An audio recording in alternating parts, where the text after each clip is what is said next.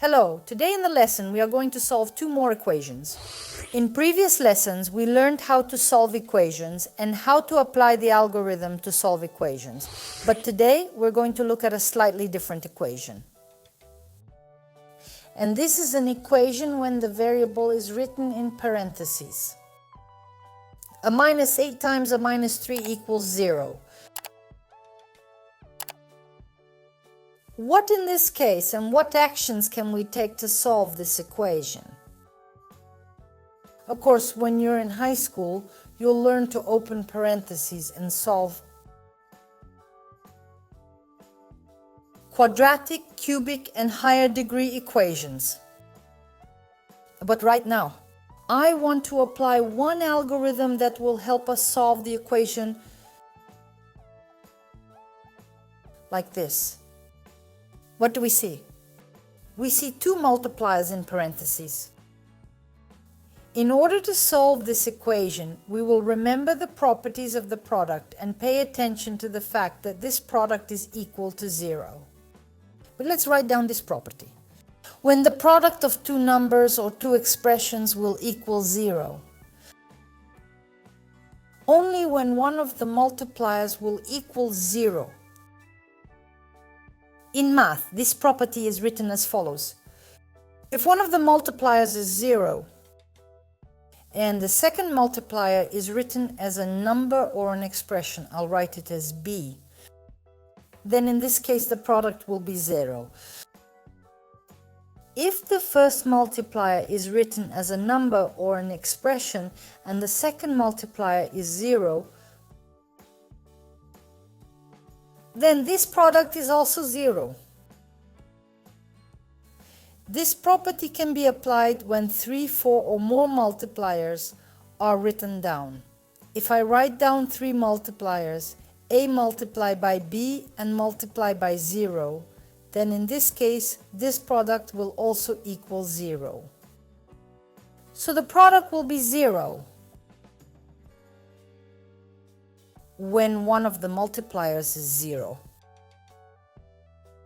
But in our equation, we don't know which of the multipliers is 0, so notice that it's the multipliers a minus 8 is the first multiplier, and a minus 3 is the second multiplier.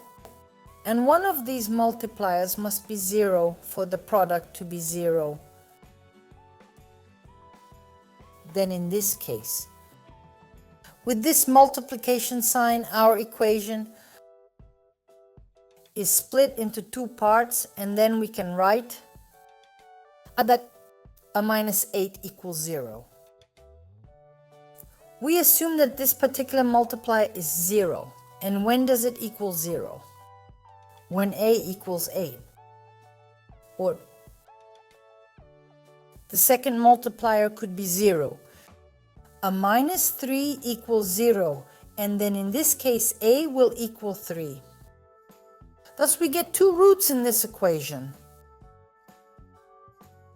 The first root is a equals 8 and the second root is a equals 3. Let's substitute the number 8 in place of a. The result is that we have 8 minus 8 times 8 minus 3 should equal 0. 8 minus 8 is 0. 0 times 8 minus 3 is 5. That's 0. Indeed, 0 equals 0. This is a valid numerical equality. Therefore, a equals 8 is the root of the equation. Oh, but we have one more root, one more solution, and that is the number 3. Let's substitute the number 3 as well. The result is 3 minus 8. Multiplied by 3 minus 3 should equal 0. 3 minus 8 is minus 5 times 3 minus 3 is 0. Indeed, this product also equals 0. So then, the roots of our equation are two numbers. Let's solve another example, and in this example we will see 3 multipliers. The first multiplier is y minus 1. The second multiplier is 2 minus 3. And the third multiplier is 4y minus plus 5. And this product is 0. Before we solve this equation, let's notice the result of the product, and that's the number 0. And then I can apply our properties. And I see that these are multipliers, and I break this equation again into 3 simple equations. The first equation is y minus 1 equals 0, and then it equals 1. Or 2y minus 3 equals 0.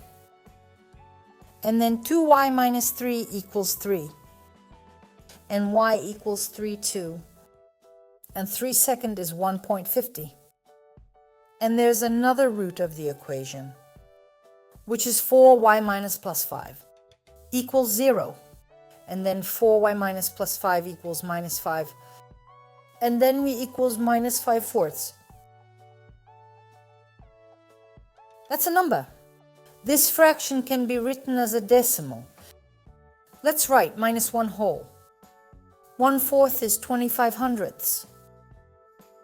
The result is that we have 3 roots. Minus 1.25 hundredths, 1.5 tenths, and y equals 1. Let's write it down. The first is equal to 1. The second is equal to 1.5. And the third is equal to minus 1.25 hundredths. If I substitute any of these numbers into our equation, the result is a true numerical equality. We can apply this property and this algorithm only when the result of the product is 0. In the next lesson, we will solve another equation, and today our lesson has come to an end. Goodbye, see you again.